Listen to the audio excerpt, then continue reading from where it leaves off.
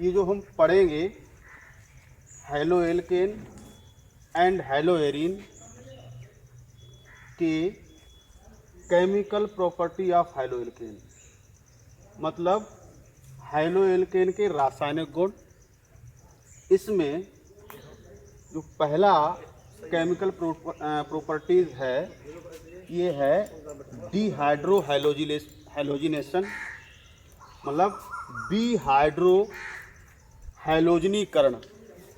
इस बीहाइड्रो हैलोजनीकरण में शब्द से ही पता लगता है कि डी का मतलब होता है बाहर निकलना, हाइड्रो का मतलब होता है हाइड्रोजन, हाइड्रो का मतलब होता है हाइड्रोजन, हैलो का मतलब होता है हैलोजन, हैलोजन मतलब ऐसी रिएक्शंस जिनसे हाइड्रोजन और हैलोजन बाहर निकलते हों, ऐसी रिएक्शंस को डिहाइड्रो हैलोजिनेशन कहते हैं।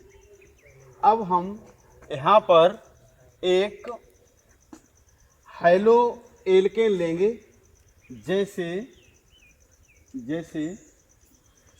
CH3 single bond CH2 single bond H, और ये जो रिएक्शन है ये एल्कोहलिक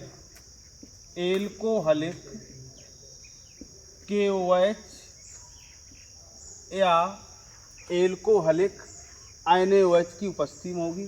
यहाँ पर हम इस रिएक्शन को एल्कोहलिक KOH की उपस्थिति में कराएंगे और सबसे पहले ये देखेंगे ये जो इस हैलोएल्केन में हैलोजन जुड़ा है और जिस कार्बन से ये ऐड है हैलोजन, वो कार्बन, उस कार्बन को हम अल्फा कार्बन कहते हैं, और इसके जो पड़ोस का कार्बन होता है इस कार्बन को बीटा कार्बन कहते हैं। तो यहाँ पर अल्फा कार्बन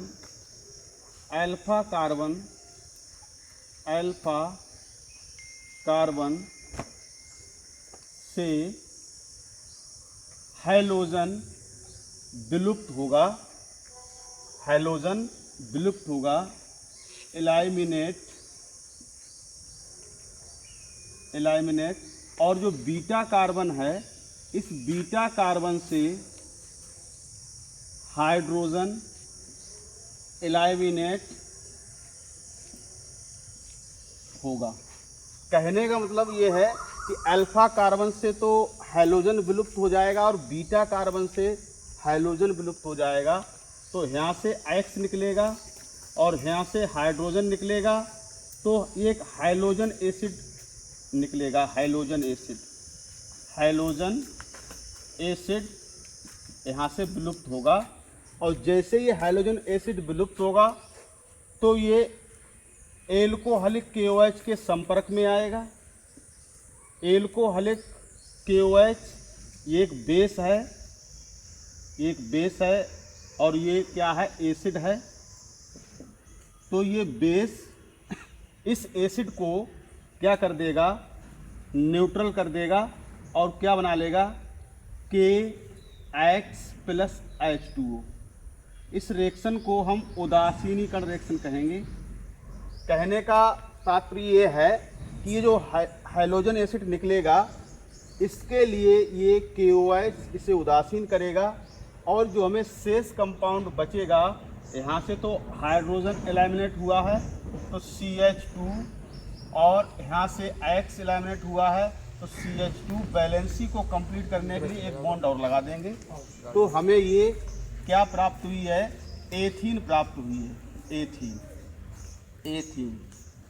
इसी तरीके से और हम एक रिएक्शन लेते हैं, जैसे CH3 single bond CH3 CH2 single bond CH2 single bond Cl, और इस रिएक्शन को हम एल्कोहलिक KOH के साथ कराएंगे। तो ये जो हाइड्रोजन जुड़ा है क्लोरो, ये अल्फा कार्बन है और इसके जो पड़ोस का कार्बन है ये बीटा कार्बन है। तो अल्फा कार्बन से ये क्लोराइड एलिमिनेट हो जाएगा और बीटा कार्बन से यहाँ से हाइड्रोजन का एलिमिनेशन होगा। तो जैसे ही यहाँ से हाइड्रोजन एलिमिनेट होगा और यहाँ से जो है अल्फा कार्बन से क्लोराइड आयन एलिमिनेट होगा तो HCl निकलेगा।